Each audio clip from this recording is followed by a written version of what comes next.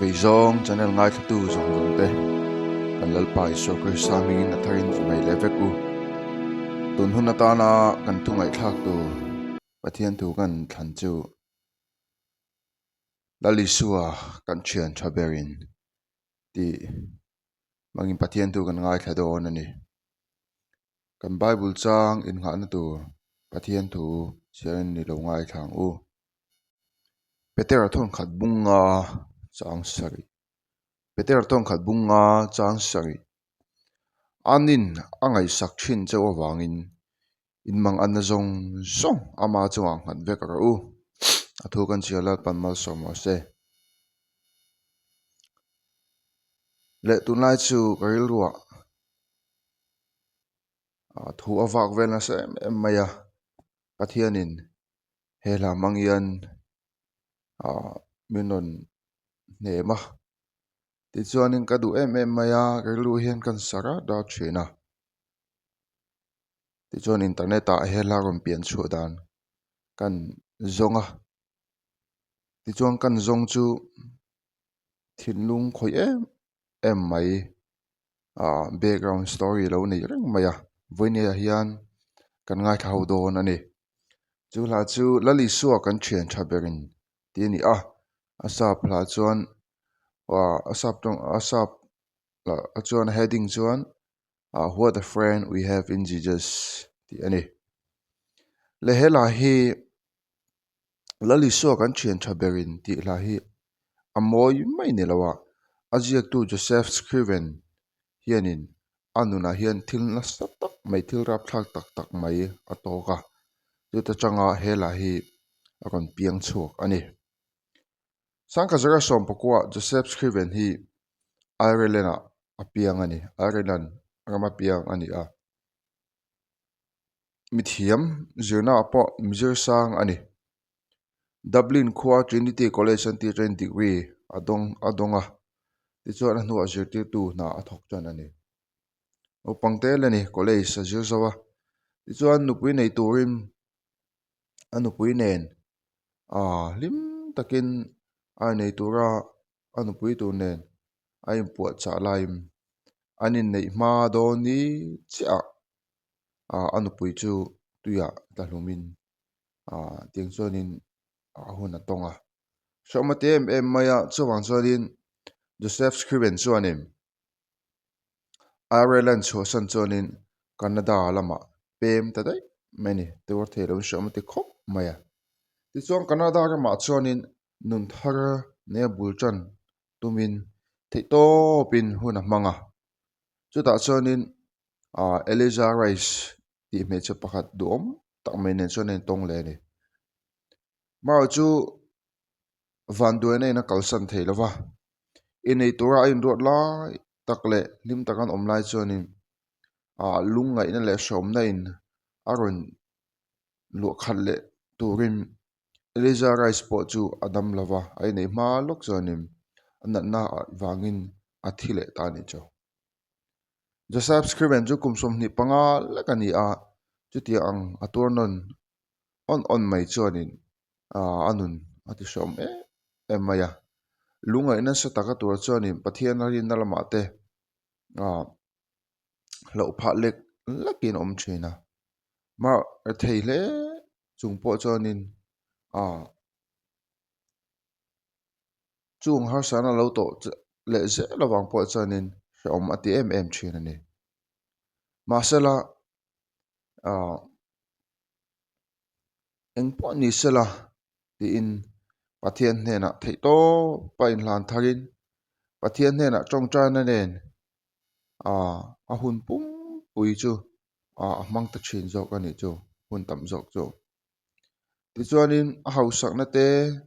anei zong te chu ti mai te ang mira thei te tan mamo jok te tan impeturin rong bol nan mang ta top mai ni chu ma se van duane na kalsan theilawa anena pathian omchin ma sela anu Ireland rama chudam lo na stak mai nan tlak bok le ta so ma te em maya Joseph chuan Canada changa champui na tur sum anei to lova ti chuan in anhena kal thei na po kha kal thei tu po khan har san tam tak sum le pai te thil thang thang khan nei wang khan akal thei to lova ti chuan pathian ha wa thamua na pathian la leso khrisa chuan in laro pui tak mai tun lai mi tleng mai po a kum sa tam nuwa po kan la sak ka du em mai la li suwa kan chian tha berin kan mangan lai min lom ama hne na kan tong train kan thlen piang hi apom ti hi aron phu chuak ta ni chu khowela buaina le har sana tam taka toka anu pui tu in nei don naya voi ni lai me anu pui tu in kim ro to khan thi sana chuta arunga bol me line anu arena na mi chuan thi ngam khop na na atuar sum le pai anei lova har san na in atla buak ani ma se pan tur dik tak lali so khesa apana chong chaya lalpan hla tha em mai om petani chu muanatam takan chan fova lungai mang an kan tuar thon ngatinge eng kema lali suangin kan chong chai lo wangin aron ditani chu kan lungai kan mang an hreom kan tor chang te hian pan tur dik tak lali so khesa kan pan lo wangin kan lungai kan mang an te kan tuar tlok tlok china ri chhin ti ro Joseph M. Scriven chuanin entingeti eng kema lali suangin kan chong chai lo wangin lungai mang an kan tuar thon ti muana tam takan chana an taka chon lali so khrisan kan thena piang hi poma ama hne na kan chong chai chong kan mang an lai le lom lai har sat lai berpon lali so khrisa chon amma ring chunga kan chong chai chon min thla tham don lo ni ti a hru chiang mani ma se ke ni chuang kan lung kham kam mang an le boi lai pon ama hne lali so khrisa hne na then lovin kan chenom te mo ki ma ni kan shi thai mo engamo mangin kan har san na te khat shut kian kan tum china ma sa chung har san na te chu akiam theilowa anasa tul chen ni chen khat chuan zu ten ina chen khat chuan khoi lai mo ten tlan bawa an har san na mang an na ti re na tu khan ma sa zu in chin te pon an in reng theilowa in tur nei reng theilowa an har fi mun honor na hun nu la khan se om na bok in an chunga khanim khalungai na bok khan an chunga thang le chen chani a chan chunga tinge an ti chuan an lungai mang an na kha lali so khrisa a ngat lavin lali so khrisa muana zong song nei tu hne na thlen lavin amma ni kha sut ke nan tum wangin chu an lungai mang an te chu akiam thei chin lawani Joseph M. Scriven chuan ti na pu azela chang ni na chuan thil khrom le them na tokin buaina lom boxela tuilai rapalung ngai ain isualama chong chaila isualam chong chaila ama tluk chi anu le ri nom min pui tu kan mulawang kan sual kan chaklo na zong song hevek chong chai lang ti in chang ni na chon lo phole ni chu om na to ona sum le pai nei to lo rong bo nan mera thei ta na man zo fe to nu khan thi ngam khobin nu na ta chon thil khe om le them na kha thang ta kha to ka ni buai na kha om tup tup china anun kha tui lai ka pin om ve chin ni enga tinge tin zo na te po kha zo ve hial chinin ka ring pathian ne na kham ma selang kini mishing kini ang tun lai mi te chuan in chung shom na san ha sana kan to chang chon e kan ti chin kan ti chun be se na kan chian te kan chung te kan zong china Joseph M Scriven chuan ti so asoya I sualama chong chai la ti dai me ni chu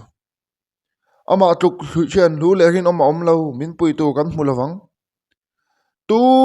ma kan bula hian kan best friend kan ti te poi kan ha sana tak taka chon te ro min pui tu hian kan mu zo lo ni te ro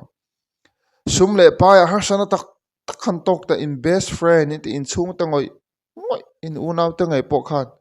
pui thei lo chang nei don chu chunga chuan min pui tu kan mulavang ati ni chu Joseph M Scriven po chuan lali su Christa lo chu ma tluk chen hu lo hin lo chu min pui tu kan mulavang ti to mai ni chu chuan chong kan sual kan chaw long zong song khavek tu lali su Christa bul pui be lali su Christa han panila han sil top mai la ti chuan ni chu min lo thamuan do na ni chu lung kham mang ambuan na lo na te nem cha na tam tak chan mek te nem I chung te lo chan fek to em rap thak tak tak kan chunga dero I chunga khana thleng chin dero thil rap thak tak tak I chung te zong song chang ton tu na mal tak in lo omem in pui chan in mal le ngoi ngoi som ti ni om mekem I pasal chan in som le mal ngoi ngoi ni om mekem ramdanga omin som le ti in mo ra thai takin om mekem pui tu I zong chin ha chon nai zong chin chen le rual te kom chin zu te in chin ha chon na le muan na tham muan na zong in va vel china ma se tham muan ne mu chin lo te ro the seven scriven chuan ti na so ya a hevek tong chai lal pan hevek tong chai la ti ni chu tu ma tu ka chien lu le rin om la li so khe sa lo chu kan mu don lawa a chan chu ma chu engkim hevek tu ani wangin the seven scriven chuan a hevek tong chai la tin tong chai tu mi so mani chu tun an la li so Christian chan chin cha puang to na som me che ni mo lao su la li so Christian ring la li so Christian pan top me tong chan na nem har sana kan to chang te nga bolo kal chang te hian ring tu in ti si Christian ti si tam tak te chu sual kong kan tluk pha china rồi thế thil zu le in ngai reng reng no me jial su ada khai ni le buang ngai ngam ngel reng reng no pon dam doi lo khoi ngai reng no pon har san nan to wangin dam doi ten ti pha zu ten in pha som tam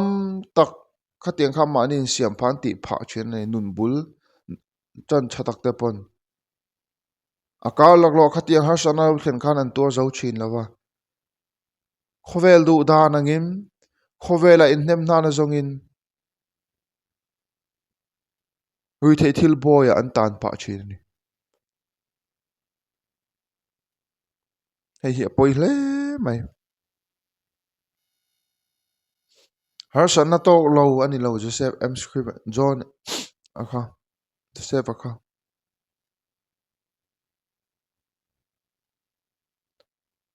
she omna satak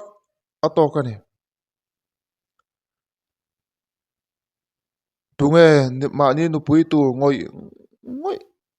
akan nu pui tu akan lo ngai to kan mangai em voi ni chan ve tom chu aina sa chan po kan om mai thei chu tiang chia lo chang po chu nom ve mai thei lungai na le mang an na tok ma la Scriven ang khan mi zong zong in chen le rwal ten in chung ten kal san ma cha sela fereng ro Isu Christian kal san ngai lo che lali so Christian min kal san ngai lo kan hne na hin om an na tho hi cha tharau thiang lim pathian kan hne na om tura hin lali so Christian van Jerusalem a vana biabu mun thiang lim beramin sei pui me kan trong trai kan dil chon entik lai pon min ngai thak sak en tu lali so Christian pa hne na min dil sak don ani lungai na lembang anei tokem scriven ang khan som na tam taki lo tok chinem lali so Christian kal san nga lo ti sang trong trai la lali so Christian hen ai lung kham mang anam buan na te chu lali so Christian a chok don che ni chu she om na mo heng she om na le mang an na te hi kan tor sin te hi okay ma ni nun te se tu ti zual tu ta ni mang lawang o ho ri the thil kan ti chana bula ta ni mang lawang o jaks kan ti chana bula ta ni mang lawang o ti me kan omani mai thei chung ti mek te po chon ho ti to lovin mo ho i pai ngam teng u lali so Christian hen engkim havek to hen a ho i panang u i peng i kalila i ne zo ki tum teng u no pang pakha chu a choi zo ruwa lo phuri tak mai chu ngen tlat maya adu tlat maya apa hne na choi puya lak pui tu na nge na ti chu na pa chun a choi zo lo ma sa du si chu choi puin lim takin an pa fa chon an zon dun ta ni chu ke ni pon phur zo lo choi zo lo har san le mang an na kan nei tro om kan ti depression te kan nei mek mai thei tro lali so ko sam min choi pui min phur pui cha em tu na yanin amma mo zong chu choi pui tu ra mo a ne lali so ko sa som amma kha som toi min du ni chu lali suwa kan chian chabeng kan lung kham mang ana zong te a heveka ama ne na chong chai lali su Christian min so mani chang to pera chuan ril ru lama chak lo ma ila chak lo ila mang an rit phu nei poin isua lui kan hum him kan hum him na lama chong chai langin chung ta min tui tha ma sala chung ta min thi san ma sala chian tan min musit ma sala chian tan ka re thaya wangin chian tan HIV ka kai wangin lir thai ka nei ve lo wangin chian tan min skom ve du lo ma sala isua ne na thu thanila kan pho hian min thamuan lali so Christa ne na thu thanila lali so Christa chu chiana pomil lali so Christa chu chiana somila lali so Christa chu chiana somila chung te a somila lali so Christa min thamuan don ani lali suwa kan chian thaberin kan mang anna kan lungai na mang ana zong asia scriven ang khan thi na te hrom na te lungai mang anna te kan tok ve ang tok me te pokan omang ho lali so Christa engkim hetu ne na hin tong cha ila lali so Christa min thamuan do min thamuan hi cha emani thil khe om le them na kan tok chin te ro buai na te lo om chin na tui lai ra pin kan om chin na hrom ngoi chết em có nghe cái rõ đó em tin nghe cái tịt sang thì ông chuyện cái ruộng vòng phong sang ông chuyện chứ tiếng hôn à chọn là lý số Christa cái chuyện chấp nhận này là trong trái lá em tịt lại bỏ mình ngại thay hình tụ là lý số Christa sai bui na thọ càng ta na Calvary khi ta van Jerusalem thà cái môn thiêng lim biết à van môn biết bu cả sai pui na min tho sak me tu la li so Christa en kim khavek tu ne na hen tong cha in di li la kan chak lo na zong min phur tu min pai thak sak fak don chu min pai thak sak min ne sak fak tu chon la li so Christa min so mane kan thin lung kham mang an bu na kan ne tu na khla kan la li so Christa kan la li so kan chen cha pen ti la scrivenan alo sak scrivenan lo phua ang hiam ama churin omle chendrin oma somila ama chu engkim min kal sanga lo tu ni ti shein lali so Christa ne lali so ne na ho i hlan tharang u chian chapra chung kwa lali so Christa hi nei la ti chuan min thamuan don ani ha sane mang an kan to na zunga ti kha tukin tun huna ta na kan thungai thak thei ni sela lali so khrisa hi kan thian chapel lo ni zel ro se lalpan mal som chel ro se amen